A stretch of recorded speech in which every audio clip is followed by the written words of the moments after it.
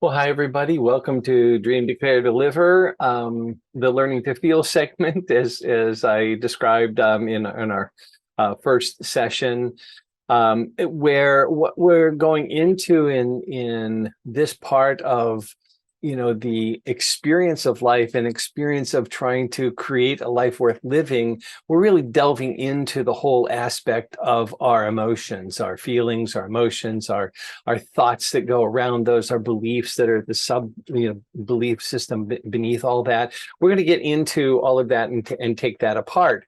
Um, Before I start, though, I have to recall that I've been asked by several people, what's the meaning of the tapestry that I have behind me with the Chinese calligraphy on it. And it's something from the I Ching. Each of those symbols refers to a different thing. The first one refers to greatness. I actually have to look at my cue notes here because I'm not entirely certain. I don't read Chinese.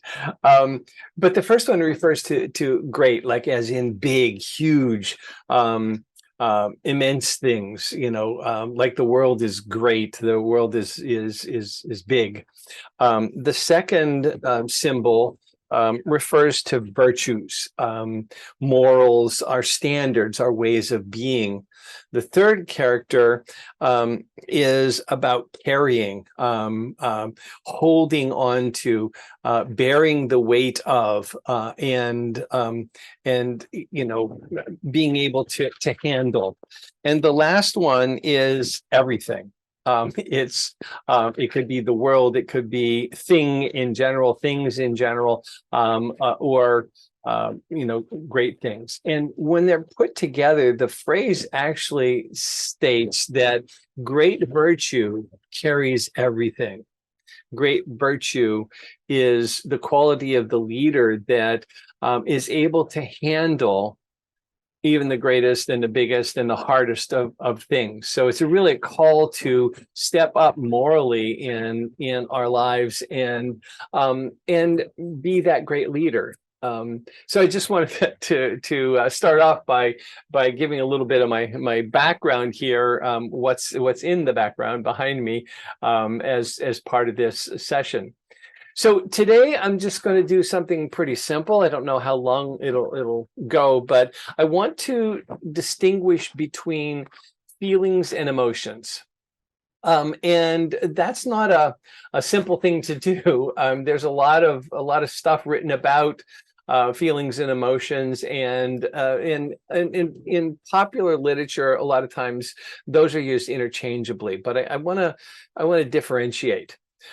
So emotions are these complex, multi-layered, multi-factored responses that occur inside of us to stimuli or events, or last time I talked about we're reaction machines, in reaction to something that's going on, as our brain checks into its memory banks to see what is it that's there that could give meaning to what just happened.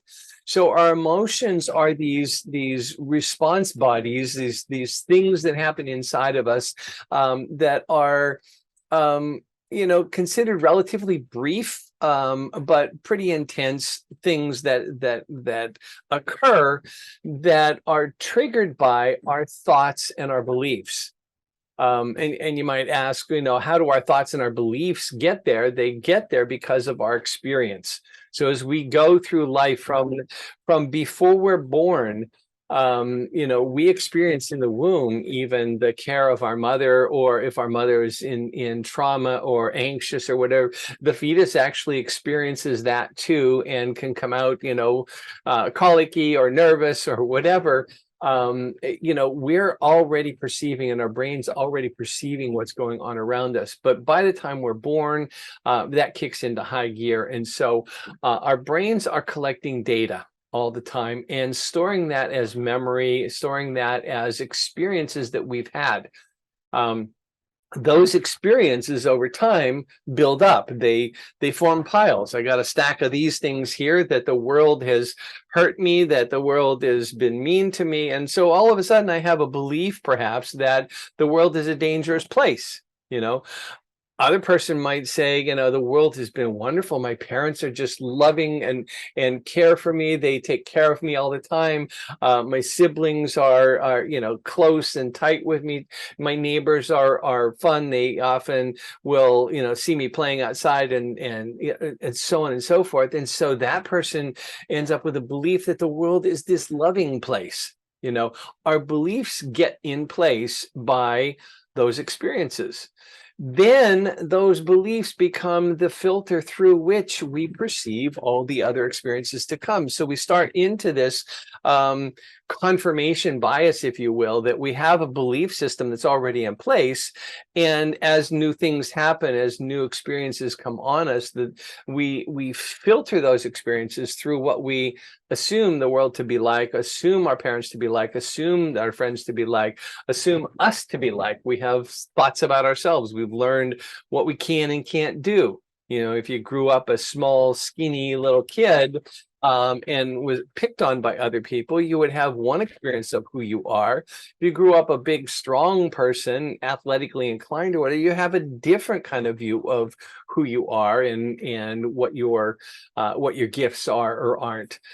So all of those things are part of our meaning-making system, and the emotions are the reaction to those complex reactions to the experience of physiological changes around us, environmental changes around us, experiences that we're actually having while we're going through life.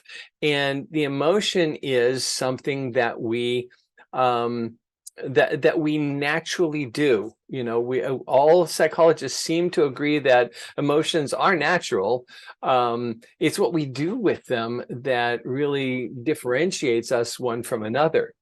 But let's leave it at that. Emotions can be kind of categorized as two different kinds of emotions. There are primary emotions such as, fear, anger, hunger, joy, sadness, whatever, repulsion. And those primary emotions are kind of considered by most of the field of psychology to be universal, to be something that whether you're Chinese, Japanese, Korean, Australian, German, American, whatever, we all experience those kinds of emotions. Secondary emotions, on the other hand, are a little bit more complex and arise from, come out of our interpretation process. They come out of, for example, they may be a derivation of one of the other primary emotions. You could think, for example, of jealousy being a combination of maybe anger, fear, worthlessness, sadness, self-image, and so we experience this emotion that's a secondary emotion that comes out of some of the other emotions that might be sitting inside of us on a regular basis.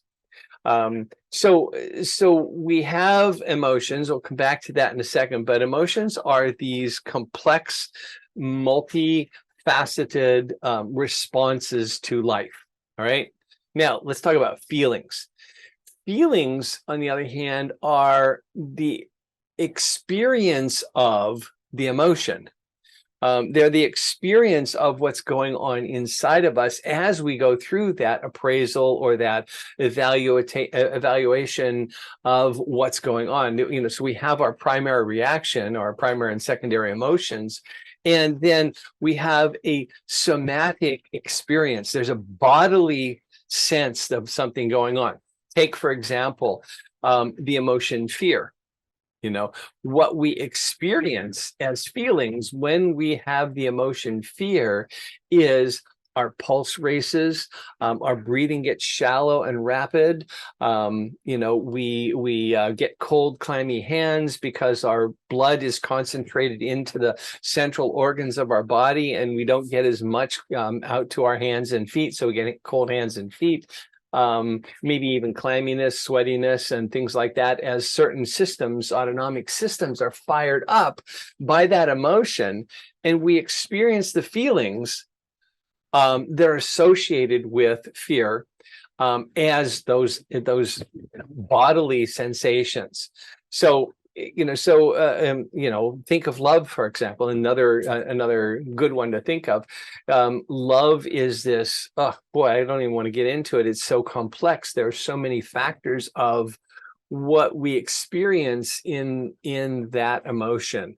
But the feelings that we have could range anywhere from lusting for the desired person or object to a reverence and a revering of that person, honoring them and idolizing them, or something like that. So our feelings then become our heart throbbing, our face flushing, our temperature rising, our hands getting warmer, because we're not in fear of that. We're actually attracted to the person that we love, or the situation that we love, or the experience that we're having that is a loving experience.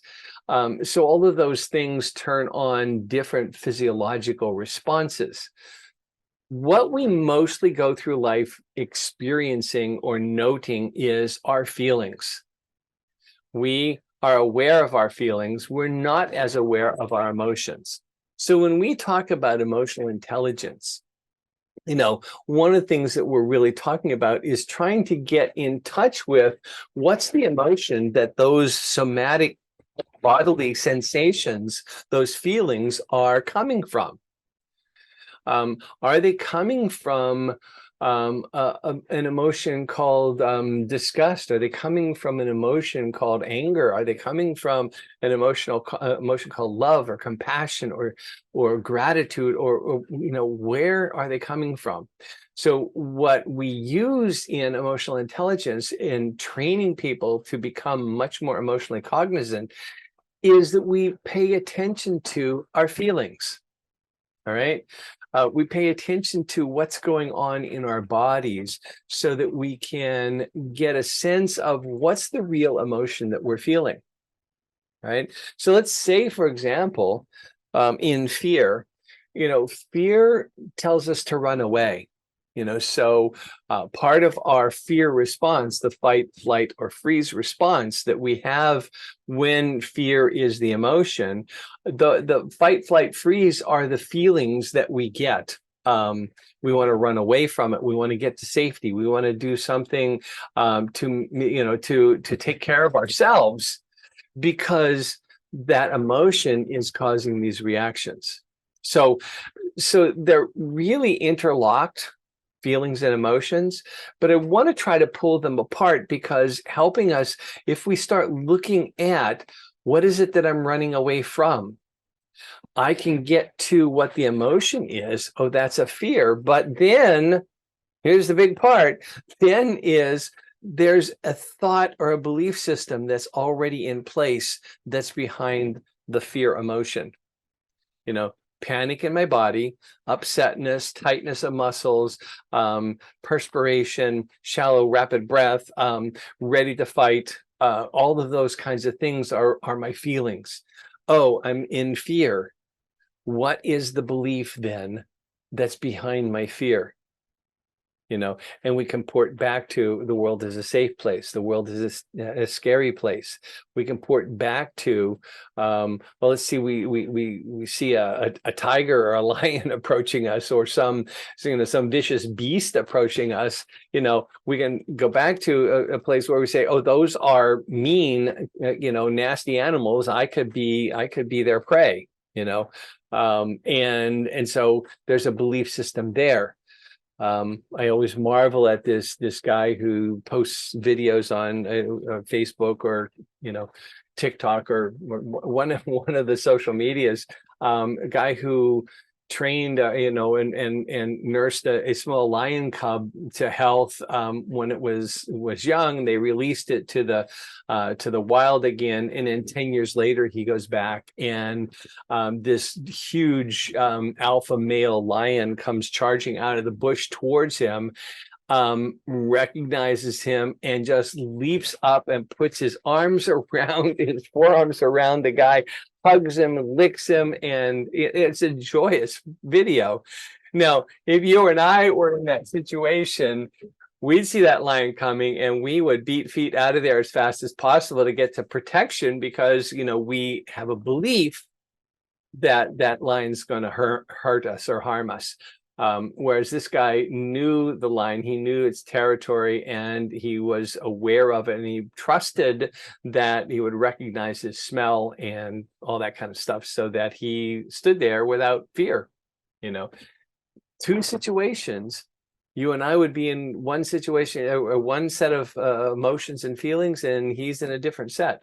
So that's not universal. Feelings are not universal. We have different responses based on our heritage, based on our experience, and based on our belief systems behind them. So feelings are almost autonomic, I think is a word that would be, like they're almost as programmed as a puff of air in your eye makes your eye blink. Our feelings, when we have an emotion, those feelings are almost that knee-jerk reaction that we have. And so it's really difficult to separate the feeling from the emotion, but it's helpful because it gives us a clue as to what's really going on and which way we then interpret the emotions. Back to emotions, and this is what we're really going to talk about, is learning in learning to feel, is the emotions are what are going to give us more insight into ourselves and what we're really trying to understand about ourselves, so that we can build that life that we want in the future. So when we come from feelings back to emotions, back to beliefs and thoughts, we're able to really dissect what's going on. Later on in another episode, I'm going to talk about warrior training. And a lot of people think that warriors were trained to suppress their emotions. That's not the truth. In fact, warriors are trained through mindfulness to be present to their emotions, because there's so much information there. If we look at what's the difference, for example, between anger and frustration, those are two different emotions. They're going to be experienced as feelings in a very similar kind of way. Think about that for a second. If you're frustrated with something, your upset level, your body, tends to get up and charged and ready to do battle with something. Likewise, if you're angry at something, anger is an emotion that says whatever just happened was wrong and I need to fix that, right?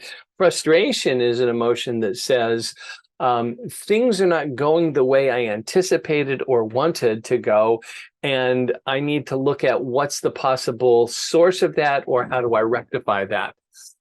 So we can do some fine tuning by knowing which of those two emotions is behind the feeling of wanting to do something to fix it, right? Frustration or anger. Those, however, are two completely different sources in the belief world, because if you're thinking of frustration comes out of my expectations. And remember, the brain's job is to project into the future from its past experience. So everything that we perceive right now goes through that referral process and then projection into the future. That happens all the time. And even when we're not, in a direct experience of something, your brain is already forecasted. It's already projected into the next moment. And so we walk around with a set of expectations all the time. It's very rare, and you have to be a master at mindfulness to not be walking with your expectations already in place. So when things don't go according to plan, I read this wonderful example of how we know that happens. When things don't go according to our expectations, we have to adjust to that. And so that throws us for a little loop. Those are kind of frustrations and stuff. I'll give you an example of how this works in daily life. You know, the moving sidewalks at the airport, they get you from, you know, from one terminal to the other end, or one really long terminal. I'm thinking of O'Hara or DIA in Denver. You know, there's these long traverses that you have to make. And so that you step on the moving sidewalk. Now I always walk on those sidewalks because it's fun to go a little bit faster than the people who are walking beside me on the regular pavement. And so your brain knows that you're on a moving sidewalk, you know, or a moving floor.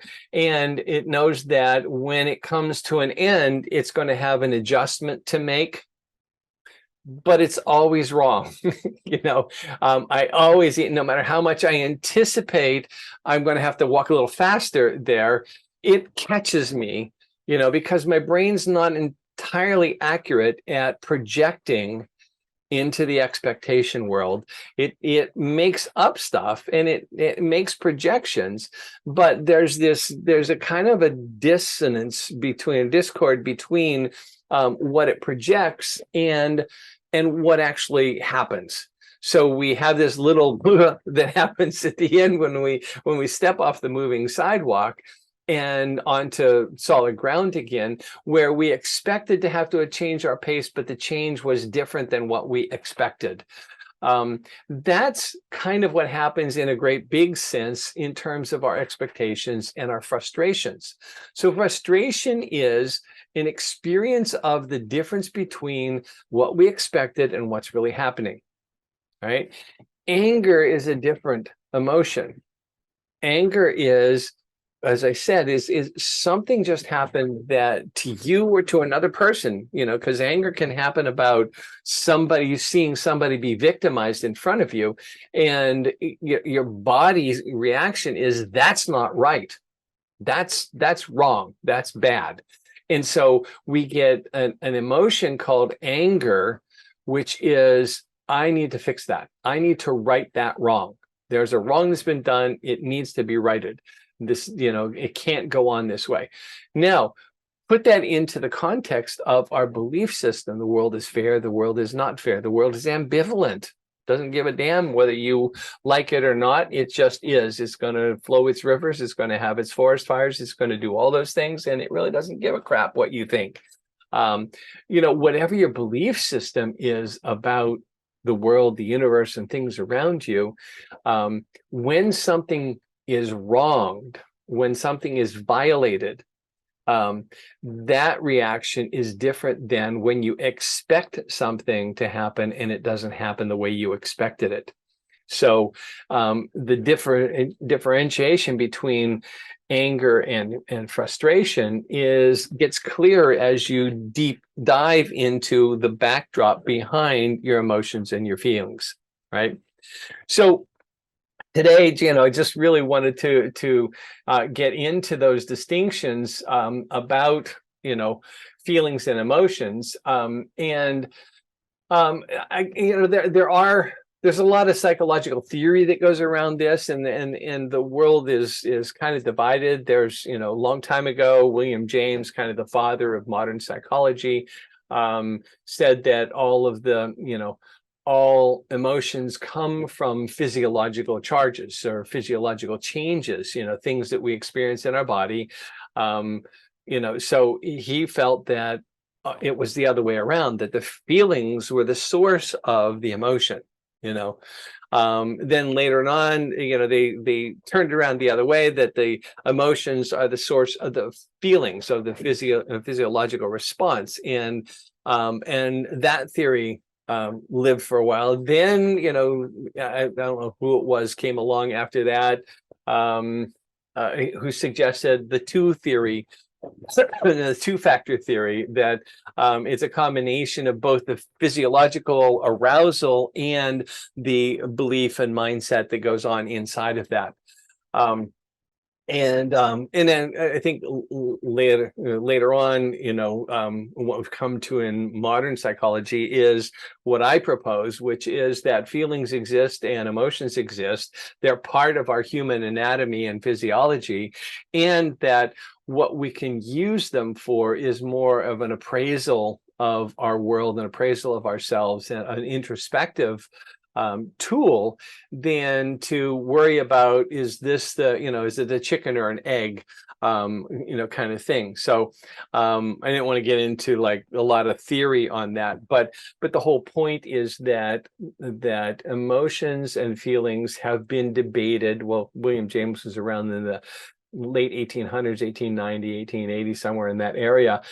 So for at least, 100 plus years, we've been debating what's the difference between feelings and emotions. So it's not something that is clearly defined by anybody, by the field of psychology, but it is something that we get to be aware of as we're looking at learning to feel and learning to experience our emotions in a way that we can use our emotions. The whole purpose of learning to feel, getting out of that numbness that we've been beaten into in modern society, the whole purpose of regaining our emotional being and our ability to feel and emote is so that we have more control over our behaviors, so that we have a better chance to understand where we're going, and how to get there, and what will support us in getting there.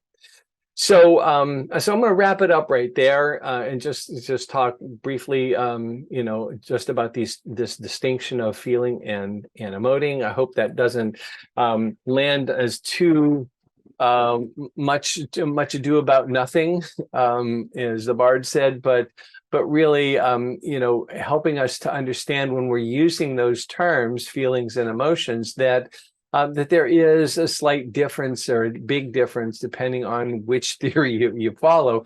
There is a difference between those two words, and I'll be using them not interchangeably, but I'll be using them as the source language for when we talk about how do we understand what's going on inside of ourselves, so that we can harness our emotions and our emotional body, our emotional being, in a way that helps us move forward, in a way that helps us be better, responding to other people, and more trusting of what they say about what they're experiencing as well.